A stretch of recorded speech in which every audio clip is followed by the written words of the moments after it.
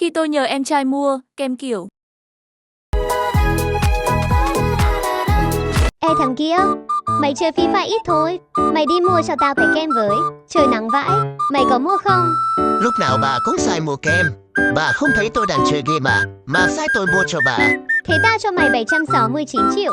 Rồi là tao cho mày tiền nạp Free Fire. Thế là xong có gì đâu mà mày. Rồi mai mày học giỏi chị mày cho chơi Free Fire.